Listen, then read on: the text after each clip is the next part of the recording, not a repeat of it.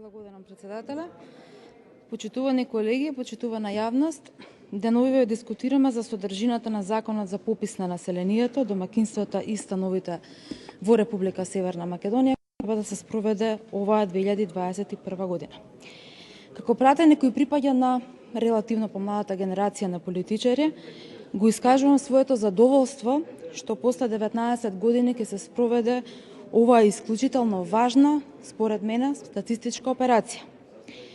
И ова не е само обврска, туку е и должност на институциите редовно да ја спроведуваат оваа активност. Важно е од неколку аспекти.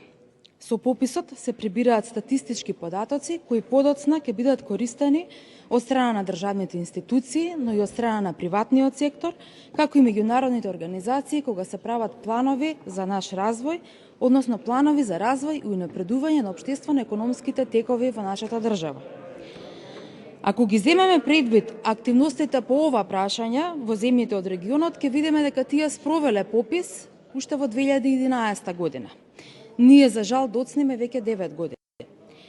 Од тука секоја теорија или намера за негово одлагање, ја сметам лично јас за деструктивна и лоша намера, која се разбира дека е спротивна на интересите и на граѓаните и на државата. И како млад и прогресивен политичар, немам намера тоа да го поддржам, ниту да го одобрам. Од друга страна пак, обезбедувањето на податоците кои се нужно потребни за рамномерен и правилен економски развој е нешто кое што е од интерес за државата и граѓаните и токму затоа ја сметам за патриотски чин. По содржина, законот кој е предмет на дискусија представува солидна правна рамка која ќе им овозможи на институциите, особено на Државниот завод за статистика, да ги започнат сите подготовки и теренски и легислативни и навремено и успешно да го спроведат пописот. Законот содржи одредби кои овозможуваат примена на меѓународните стандарди и секако, за да имате оваа оценка предвид, треба да го прочитате законот во целост. Впрочем, законот и така се спроведува во целина, а не само еден негов дел. Истовремено, за исклучително позитивно, ја сметам и определбата Државниот завод за статистика токму да биде носечката институција која ќе се грижи за законитоста во спроведувањето на пописот, а не тоа да биде некое адхок тело формирано со политичка одлука. Се разбира дека Државниот завод за статистика, како впрочем што е предвидено во законот, на располагање ќе ги има и другите државни институции кои по своја надлежност извршуваат такви задачи. И ова е во самиот текст предвидено.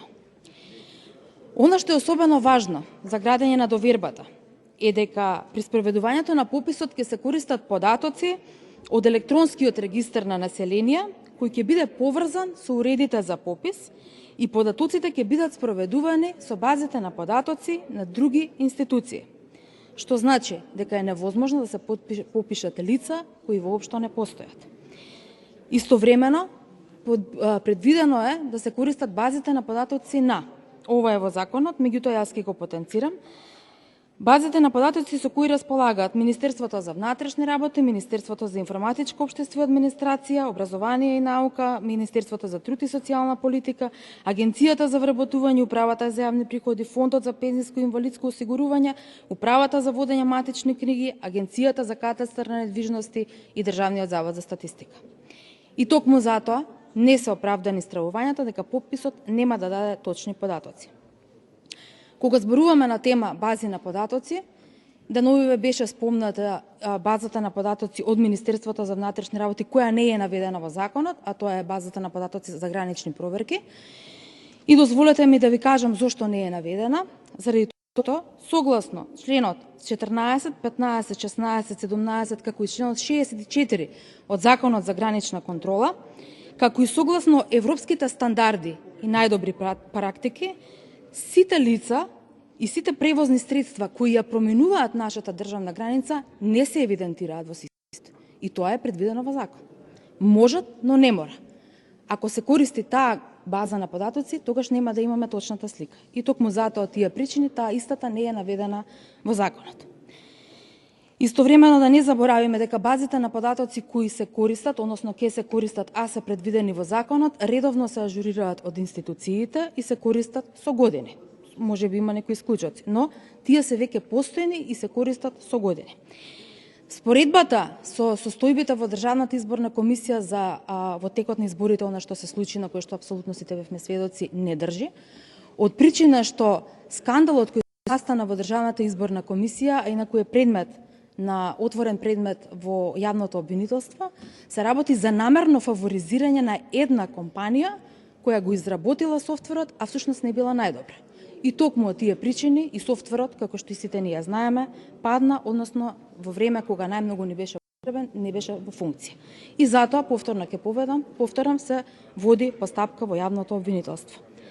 Фактот што, како што набројав претходно, нема да се користи само една база на податоци, туку напротив имаме комбиниран модел во кој што имаме и теренско попишување, но и користење на регистрите, е доволен да имаме довербата.